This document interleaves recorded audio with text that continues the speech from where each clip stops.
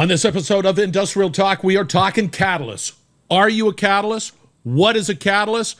And as an organization, do you need catalysts? That's what we're talking about on this episode. So let's get cracking. Welcome to the Industrial Talk Podcast with Scott McKenzie. Scott is a passionate industry professional dedicated to transferring cutting-edge, industry-focused innovations and trends while highlighting the men and women who keep the world moving. So put on your hard hat, grab your work boots, and let's go. All right, welcome to Industrial Talk, a platform, a warm and fuzzy place for industry heroes such as yourself. Because you are bold, you're brave, you dare greatly. We celebrate you on this podcast because you innovate, you're changing lives, you're making my life better, and therefore you're making the world a better place each and every day. Take that to the bank. All right, in the hot seat, we have a wonderful person by the name of Tracey Lovejoy. That's Tracey, right? Don't forget the E. She is co-founder and co-CEO at Catalyst Constellation, and you know what we're going to be talking about? Yep, Catalyst. And what that means, and are you a catalyst? And you need to get involved because there's an event that's they're putting on the 11th of January. Let's get cracking. All right, we're also brought to you by Neom. And you've heard me talk about Neom. That's Neom. That's Neom. Go out to neom.com. They're creating.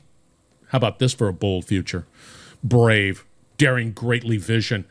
They're creating the community of the future. They're putting all of this Industry 4.0, this stuff that we talk about on Industrial Talk each and every day with some of the best professionals from around the world. They're putting it into action. They're putting money where their mouth is, and it is an exciting vision. So go out to neom.com. Find out more. Yeah, I'm telling you, man, you're not going to be disappointed. And we're also brought to you by Deloitte. You've heard that name before. Especially now, you need to have a consultant that is got your best interest at heart, because these times right now are very challenging, and you need bright minds and you need visionary guidance to make sure that you survive and that you create a business of resilience. Go out to Deloitte.com. Find out more. You know them. All right. So, you ever get that update, that iPhone update? Yeah, I just went through it. I have my iPhone, I got my iPad, I've got everything that's related, right? And sometimes I don't like the updates. And you're saying to yourself, Scott, why don't you like the update? Because it requires me to change. It requires me to do something different. And then I realized that's what we're all about here in industry. We're all about change. We're all about trying to do something a little bit different, more efficient, it's solving problems. And that's a factor of change, right? We just need to do that. And so I was complaining because you could tell by the music, sometimes it gets a little, I don't know, poppy. I don't know what you would call it. It skips, and it's a digital music, right? Digital, but it skips. I can't tell you why. But then I get frustrated. But then I realize that change is good. Yep, change is good. So put that in the bank. I don't know where I was going with that, but I just decided that I needed to share my epiphany when it comes to change and the update with the iPhone, because they make you do something different. You've been doing it one way, right, with your thumb, and then all of a sudden you have to change the thumb, and now it's at the bottom as opposed to the top, and I can't explain why. I don't know what happened in the start chamber at iPhone wherever. They changed it, but I like it. I'm going to roll with it. That's what I'm about. Also, so if you've heard the podcast with Tim Kobe of 8 Inc., and he's talking about return on experience, I'm fascinated by that because I believe he's onto something that is really important. Now, yeah, go out, find Tim Kobe, like Kobe beef, right? It's out on industrialtalk.com. But the reality is that there's truth. And I challenge you, and I challenge every listener out here. When you start talking about or thinking about an experience, is that experience from your customer's perspective positive, negative, indifferent? I don't know. Is there a lasting memory? Is there something there that just says, gosh, that was fun? And in that experience, you can then begin to develop that relationship, right? So we did the Christmas and holiday thing. We went to Disney World, right? Disney World. And we did Epcot. And from the point when you enter in, right, you're going into the park, you're doing it, it's all about the experience. It's all about what you're hearing, what you're seeing, what you're smelling, it's an inundation. Is that a word? I'm inundated with just experience stuff. And none of it stinks from my perspective, right? None of it is off-putting, right? The food's good. The flowers are pretty, right? Everything is a great experience. And I just came to the conclusion that, yeah, I like experience. And that's why I offer the podcast, because I want to encourage you, if you're listening to this and you're saying to yourself, Scott, I would like to be on the podcast, I encourage you to do that. I'm all about industrial entertainment. We've got to deliver an entertaining product. We've got to deliver something that is focused on an experience, right? A positive, because you're doing great stuff out there. As I ramble on, this platform is dedicated to you industrial professionals. It is available to you, and I guarantee that you will have a great experience. That's my guarantee. And you will never come off of this podcast saying, I didn't have a good time. I'm telling you, you will. All right. Segue right here. All right. So I met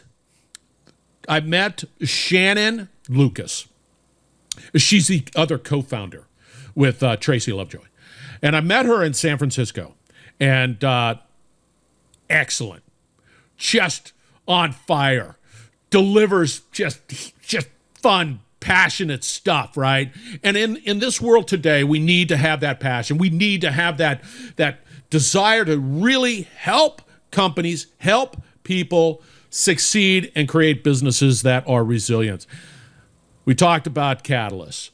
And I'm not going to go into it because Tracey does a great job at explaining what that is. But the reality is, if you listen to this podcast and you're going, my gosh, I'm not alone. That's how I feel. I'm not alone. I feel just, it's a great book. They have a book. Okay, hold on. The Catalyst Guide to Working Well. Okay, the Catalyst Guide to Working Well.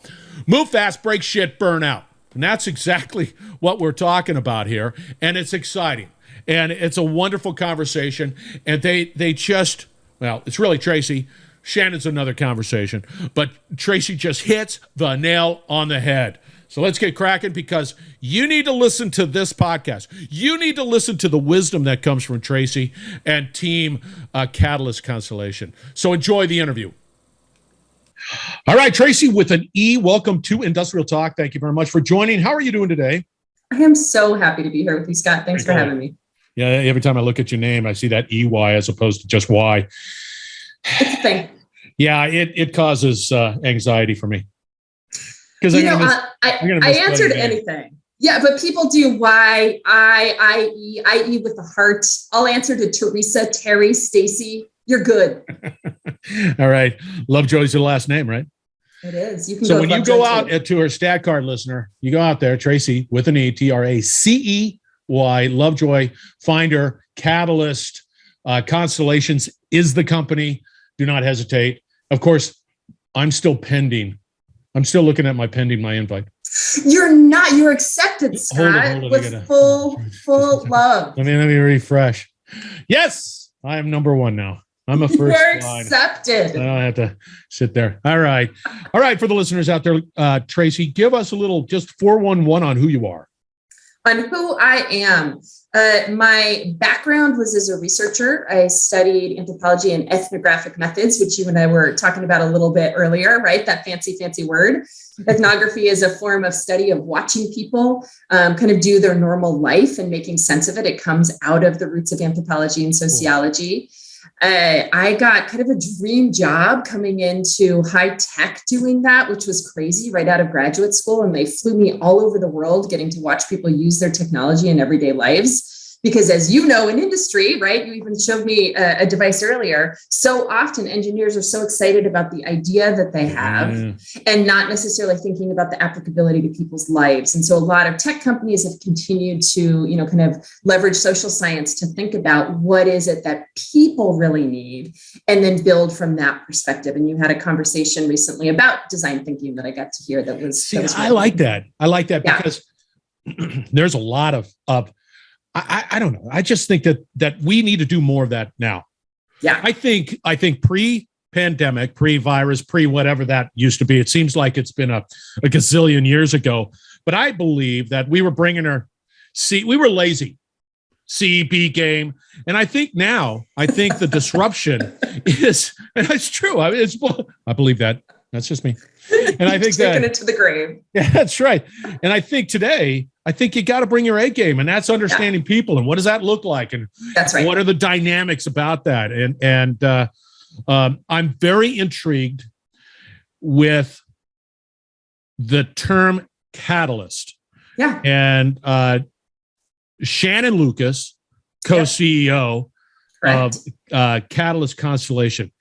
Define catalyst. What is that? What is that? Yeah. So most of us know Catalyst from our chemistry high school, right? No, I changed it out in my car. You're like, no. And so it's the idea that there was, something that you would add that would create a chemical reaction. Yeah. We're not totally pure to that definition because when we talk about, or in chemistry, a catalyst then changes. Right. Whereas what we're talking about is the catalyst is a human that moves into situations and can really quickly see what's happening here and how can things be better. And they take action to move that into being. They see a vision and then they move toward it. So most of us have worked with people like this in, kind of the organizations that we've been in, that person that kind of says, hey, this doesn't seem like the optimal way for us to do a meeting structure. What if we did it like this? Or, hey, CEO, that maybe doesn't seem like the most important goal given the forces that are happening in the globe right now. What if we went ahead and did it like this? And so the catalysts among us are those of us that are constantly scanning the horizon for opportunities. And we have these mini visions that come together and we cannot stop ourselves from moving into action. And I'm guessing, Scott, this resonates with you. Yeah, it's a problem. It's, you can put lipstick on that pig, but I'm telling you right now, sometimes it's a problem to be able to do that. And it is indeed. But I think for organizations, and correct me, you are the professional, it's important to tap into these catalysts because do I tap in, or do I use the term corral? I don't know. If I'm running an organization, I'm going to gravitate to those individuals. But is it important for organizations to do that? Find those now people? More than ever, right? The term VUCA, right? The volatile, uncertain, complex, ambiguous world was coined in the 1980s. And a lot of organizations were like, oh, the VUCA world. Yeah, those are companies that are really getting disrupted. I'll think about that one day. Well, COVID came along and showed us, the whole world gets disrupted in a single instant. And if you don't have those people that can help you pivot and can help you look at what's happening on the horizon, what is it we can implement to stay relevant right now? That's the ticket to going out of business. And I mean, the rosters every single day show us the local businesses that are gone, that show us the national businesses that are struggling, international. And so finding those people that can help you always be ready, always future-proof your organization, we find to be essential. But see, that's exhausting, right? And what part? Not for me. Oh, It's I know, I'm like, for whom, Scott? But in industry, we gravitate towards, consistent, predictable process. Change is not it's not a kind word sometimes. And so true. we're being hit with this tsunami of challenges as a result. And I'm telling you, for me, being who I am, I think that I got it. I got the challenges associated with the pandemic, Yeah. but there are good things. And I think the good things are like, to your point, where you're having real conversations, sort of, distilling it down to real problems to solve. Yeah. And beforehand it was fluffy, Agreed. fluffy. To now it's sort of a bit more real. So, I can't ignore that, but I know that industry wants to gravitate towards predictability. I don't like the change. I don't like problems. And so we're going to always work to get that out. How do we nurture that? How do we just accept the fact, just nurture it? Come on. Yeah, I think that there's the reality that an organization has to create a stasis, right? You've lived through enough businesses that you know that when you're a startup, you're just kind of constantly innovating and changing, and everybody wears multiple hats at the same time. And then you hit a tipping point with a business where you have to have things like HR rules, right? And so there's this need for us to have some standardization when we bring together lots of people. And so when you think about Catalyst, and you use the word corral, which is not a bad word, although I prefer the word connect, right? Because there's kind of sparks when you actually connect your catalysts. I'm sorry. If you leave your catalysts unchecked, to your point, is they're going to be looking at all the opportunities and problems. But if you actually tap them and connect them, not only with one another, but with leadership, and there's guidance from leadership saying, hey, this is the set of problems we want to look at. How can you help us? And if catalysts say, okay, but there's these other problems, are we going to ignore them? Can we bring them into the list? And if you begin to create a dialogue about what's really happening, that's where the sustainability of an organization can truly happen. Because what you're talking about in terms of that, like we put it in place and we don't want to change, that's not sustainability. That's how we sustained in the 1950s when there was very little change.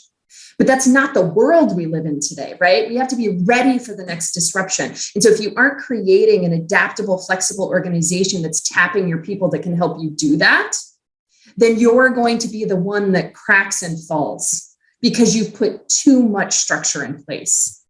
And so you can build it so these disruptive people have the guardrails because they're in discussion with you. That's the key. But and this is therapeutic for me. I'll just lay it right out there. It's because there's a velocity in change right now, right? Yeah. Like you said, back in the 50s, change didn't happen. It did, but it wasn't as fast. There's this velocity. Now, and I'll use me as an example. I'll ride high. Boom, I'm running, man. I'm having a grand time. I've got this vision in my mind and I see this problem and I'm going to sit there and conquer it and come up with solutions. And then when that happens, what happens?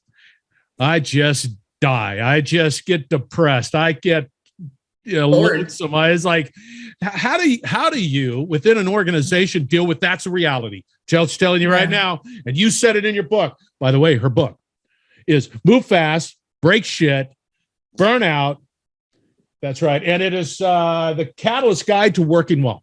That's right. Right there. It's right there. I have it right there. That's the book. But how do you deal with any organization? I get it. We've got to. It's going to be a disruptive world out there, and you got to corral the. How do you deal with that? There's a lot of volatility. And there's a lot of pieces that contribute to what you're talking about. One is, and it says it in the book, that burnout is a pretty common phenomenon for Catalyst, and it's a phenomenon globally we're all experiencing, right?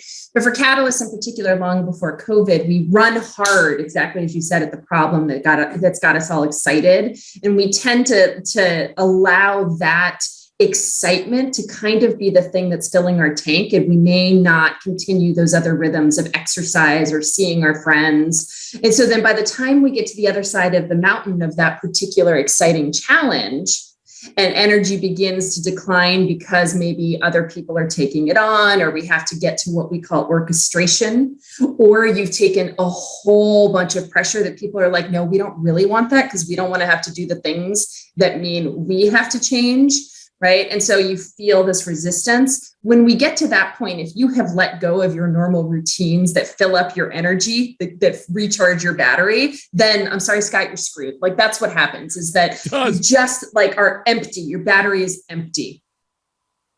So that's one thing, is that you have to start paying attention to your own energy. It's a key factor. And then another is a recognition of where are your particular strengths and how can the organization rise to be real with that. So if you are the fire starter in the organization and you help see the problem, you frame the problem, help the organization begin to tackle the problem across the silos, which is something that Catalysts are amazing at. Then once you've identified it, given it shape, and started tapping people to help you work on it, you may not be the person to continue that program forward. A lot of catalysts don't take energy from that orchestration piece. And so the more an organization knows you and values you and can support you, if that's not your superpower, then they should be ready to help staff things so that that's not going to have to be yours too. Normally people just run away from you. That's it. That's the reality of it. I just think got their roller skates on. Hopped up on goofballs because this is such a great project, and then everybody runs away. That's it can be scary. Yeah, it can be scary. Yeah. But you're a marketing genius, Scott. So I have a feeling that you are able to bring people along a little better than you're indicating right now. Yeah, marketing genius. Thank you very much. That's right, listeners. But that's right. But here's how does a manager of can organizations have multiple catalysts? Yes. Okay. Can multiple catalysts work on a project? Yes, absolutely. How in the hell do you keep catalysts from not just ripping out the thorax of somebody else? I'm just telling you, I can see a catalyst in a project, but multiple catalysts in a project, it's like Thunderdome, probably. You're so right. Yep. Yeah. So, I mean, this is a key thing. You've been reading the book, so you know that we talk about this quite a bit. And this is what we teach in the classes that we teach, is that we can often end up with a negative reputation that is often deserved, to your point, right? Because we can be so frustrated with people and we don't self-regulate. And so we can allow that frustration to come out on others. We can be so externally focused on the vision that we're not paying attention to maybe what that particular change means to someone in front of us. It may threaten their job. It may be calling their baby ugly. Maybe we're trying to renovate a process that they put into place, and we're not thinking about what that may mean to them, right? You and I were having a side conversation earlier about, having to think about it was actually just a few minutes ago, right? As I was talking about my background, having to bring the human into what we do. And catalysts have to think about this too, is that it's not just about this imagined end state. What does that end state really mean to the humans involved in it, in the process to get there? And we often are so focused out there on that horizon that we forget to think about that. And so if we do take the time to do that, we are much more effective at bringing people along. So there's an interesting sort of bi-directional thing with the catalyst. One. Yeah. There's the manager side. Hey, I've got to manage this business. I've got catalysts. I identify the catalyst. I want to leverage the catalyst. I want to be able to work with the catalyst. And so there are skills, there are techniques, there's ways of being able to harness that energy to benefit everybody in the company. That's one. That's right. The second side would be, hi, I am a catalyst. Yes. Yeah, it's like going to some sort of group therapy. Hi, I'm a catalyst. Yes, 100%. And then you've got to recognize that you're a catalyst, right? You just say, hi, I'm a catalyst. Yes. Recognize. And then deploy the tools that are available to say, yeah, this is your personality. It is what it is. But we want to be able to harness and nurture, and you want this. You want to be able to take this superpower that you have and do it, for the betterment of society. So there's a dual role here, right? That's exactly right. You've said it perfectly. So, for Shannon, as you mentioned, my co-CEO and co-author, and I, it's interesting because we do represent both sides of those. For me, my highest sense of purpose is to really help catalysts embrace themselves. Yeah. Because when we can fully accept who we are, we also accept who we aren't. And when we know that, we can have a lot of grace for ourselves and grace for the people around us, right? Of I piss you off. gosh, I'm sorry. I didn't mean to do that. I got so excited about the idea. This is where my edges are. Right. And then for Shannon, her highest purpose is in really helping to evolve the organization so that we can solve the world's problems. And so it's at that intersection of identifying your problem solvers and helping the organizations be ready for us that the magic happens. It's exciting. Don't get me wrong. I think I think you brought up and you skirted over it a little bit as a clear purpose, meaning for me, knowing that I am up and down like a doggone pump handle, I'm excited and it's like, God, and I'm all around, I'm all up and down. And but if I don't have a clear vision of like that purpose of saying, okay, this is the reality of who I am, but I've got to keep on soldiering on.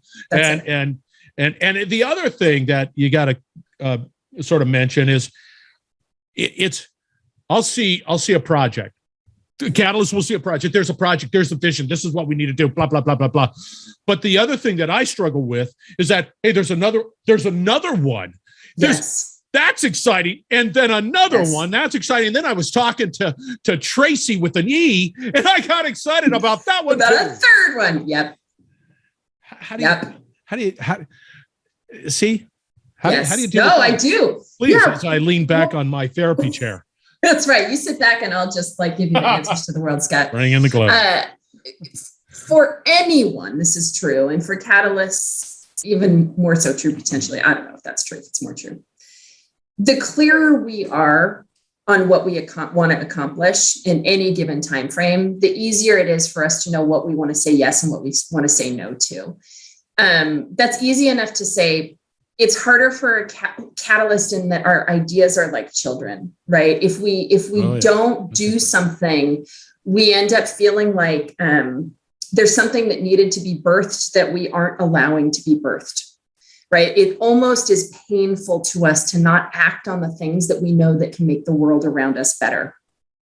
And so it's asking a lot to ask Catalyst to say no. So something we do find works well is it's the idea of if you're clear on what you want to accomplish in the now, right? Whatever that time frame is for you, you can have a not right now list. So it doesn't mean I'm killing the baby, but you're asking the question, okay, is that idea number 2 that I just came up with, how aligned is that to the thing I say I really want to accomplish in the next 3 months? Oh, I don't think it's really supportive of that. Do you want to change the thing that you said you want to do in the next 3 months? No, I'm really committed to that. Okay, can we move this new idea into the not right now category? And you're like, yeah. Right? And so it has to be this intentional, constant, here's the thing I want to do. I know I have to keep my battery charged because if I don't, right, you're the source of the change.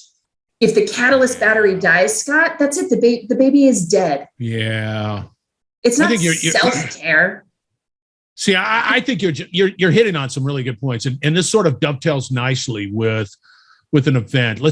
So listener, if you're listening to this, and you need to get that book, Move Faster, Break Shit, and Burnout. And you're saying to yourself, Scott, I'm a catalyst. It sounds, she's talking right to me. And there's an event. There's an event that you got to participate in. You're not alone. That's right. That's the cool thing. That is that. If there is anything that you walk away from this particular conversation is that you're not alone. You're not an insane. You could be an insane maniac like I am, but you're not alone. But you're not the only one. You're not the only one. So that's good. You got a posse of people who are sort of similar, and that means you need to. There's an event that you guys have scheduled, which I'm scheduled to be a part of. Meaning I can't wait. Yeah, that's right. What is it? Talk to us about that. Yes. So twice a year, we host a totally free event, bringing Catalyst thought leaders from around the globe. And our next one is early 2022. So January 11th and 12th. You can go register for it. It's called the Catalyst Empowerment Summit. The Catalyst Empowerment Summit. And I'm pretty sure you're going to have a link to it on your website. Yeah. I'll have it out there on my website. Right there. Industrial Tech. And we have these amazing speakers like Peter Hinson, who is a accomplished innovation writer is going to be keynoting the first day. We have conversations to talk about how do you build psychological safety, which is so key for us to be able to create change. We have conversations about how do you manage resilience and, like you said, keep that energy up. Shannon and I are going to be talking about how do you identify the workplaces that are really appropriate for Catalyst, right? How do we avoid the toxic and the hostile, which you and I talked a little bit about earlier, right? And so there's going to be all kinds of talks. And what we love most about this event is that we've designed it for the Catalyst brain. And so they are short talks. They are 20-minute talks. Yeah. Then with 10 minutes Q&A. And every single 20-minute talk, you walk away with at least 3 actionable things that you can put directly into play. And as I said, twice a year, always free. So come explore your catalyticness. It's virtual, right? It is. Yeah, see? Online. I'm going to have all the information out there. Because I think that if you find yourself feeling alone out there and you're saying to yourself, Scott, I feel the same way. Yes. You gotta increase your network that includes people who think the same and be able to come up with strategies of managing. That's right. The realities of your personality. That's right. And I mean that's important. If you're pissing people off every day because you're so rigid, you even though you're right in your vision, whatever it might be, you're not going to succeed. You're not going to succeed. That's right. And change the organization for everybody's better. So it's up to you to manage your superpower and being a catalyst. That's said so well. There's this, oft quoted, it's usually misquoted, and I'll probably misquote it now. Maya Angelou saying, people won't remember who was right, but they'll remember how you made them feel. Right? And as catalysts, that we really have to take that to heart. You do. You do. Instead of run away from Scott. Just FYI, run away from him. Just go the other way. Yeah, here he comes. Run, please. All right, Tracy, you are absolutely wonderful. Thank you for being on Industrial Talk. Thanks for having me, Scott. It's a joy to start my day with you. Yeah, it's got a hell of a lot of content coming your way. Now, remember, go out to industrialtalk.com. Find this interview. We're going to have the event on my homepage, industrialtalk.com. So get signed up. Do not hesitate because you're not alone, Catalyst. Not alone. All right. Thank you, Tracy, for joining. Thanks, Scott. All right, listeners, we're going to wrap it up on the other side. We're going to have all the contact information for Tracy with an E right around the corner. You're listening to the Industrial Talk Podcast Network. Yep, that was a great conversation. Once again, I want to reiterate. They have this event, January 11th to 12th, January 11th to 12th, next year. Yeah, it's just January next year. 7 a.m. to 11:30. That's Pacific Standard Time. Now, it's going to be out in Industrial Talk, so don't worry about it. You get the link. You gotta get connected. It's virtual, and it has the best price of all. It's free. But you get to hear from people that sort of look at the world the same way you do and why catalysts pretty important, especially today's need for disruption and how do you survive. Also, get their book. I'll have a link to that book too. In fact, I think I already have a link out on the homepage. I'm telling you, man, you will not be disappointed. Great people. Great insight, great vision. All right. Be bold, be brave, dare greatly. Hang out with people like Tracy and Shannon, and you're going to change the world. Thank you very much for joining Industrial Talk. We're going to have another great interview, great conversation right around the corner, so stay tuned.